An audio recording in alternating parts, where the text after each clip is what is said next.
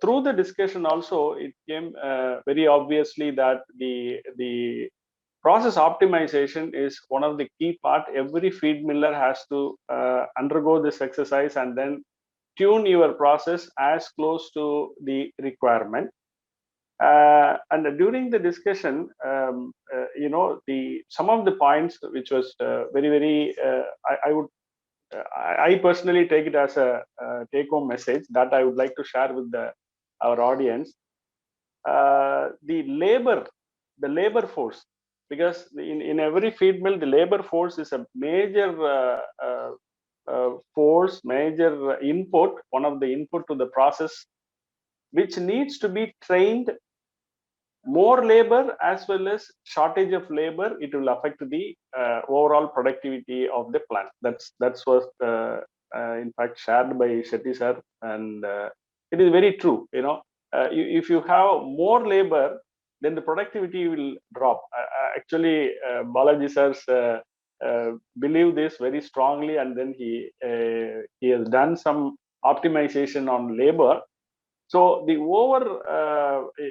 too much of labor is also affect the productivity. So that is one thing. And the second thing is, Shetty sir mentioned that the trained labor is the key. And today in many feed mills, the resource is there, but they are not trained with the feed milling. So that is also, it will affect both the quality as well as the productivity. So that is a very powerful statement. And the next point he was saying that the machines are having a capacity. The key machines are having a capacity of 40 ton, whereas the transport equipment don't have that much of capacity. Means it is a design. The design itself having some flaws, and so the resource equipment. So he mentioned that all the transportation equipment like a resource equipment, that needs to be matched with the key equipment's capacity. That's a very valid and true point.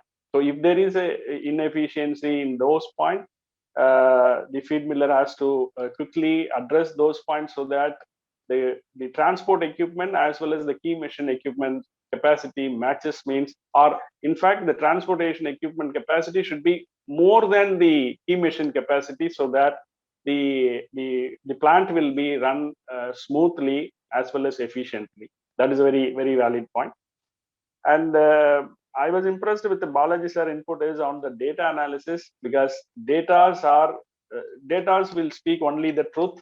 So the people can tell, okay, the process is going fine, the quality is good, excellent, but the data will tell you where we are actually.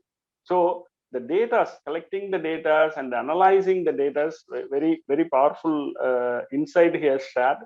So in his operation, he has analyzed the 3 months raw material data, and then a lot of insight he would have got it from the data analysis, and then he would have taken the corrective actions.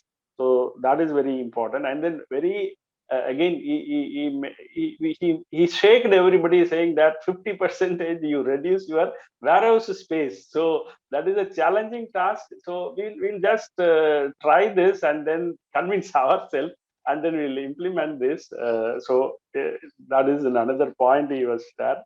And from the Rajiv discussion, so I got it that grain cleaning, so the grain storage means immediately we will think about how we will improve the warehouse storage, and how we will improve the grain storage in the silo. So the moment we talk about silo grain storage, either it will come, okay, he is going to share something about the silo storage.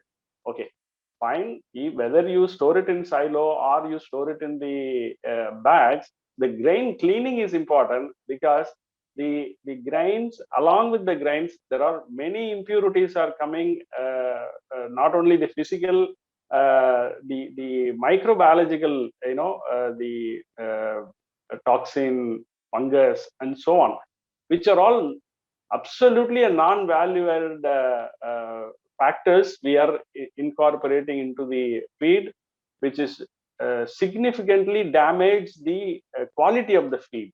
So the grain cleaning is very, very important, he has explained. And in fact, during my experience also, somebody was saying that when we are cleaning the grain, so we'll be losing certain volume of quantity. Yeah, that what you're losing is actually impurity. That's not going to add value. I think those who listen from the nutritional perspectives, especially the veterinarians will love this point, because you add these impurities, non-value-added activities, and then you give headache to the poultry people. So that is a very, very key point. So not only that, there are many points were discussed, and there are many questions also flowing during the discussion itself.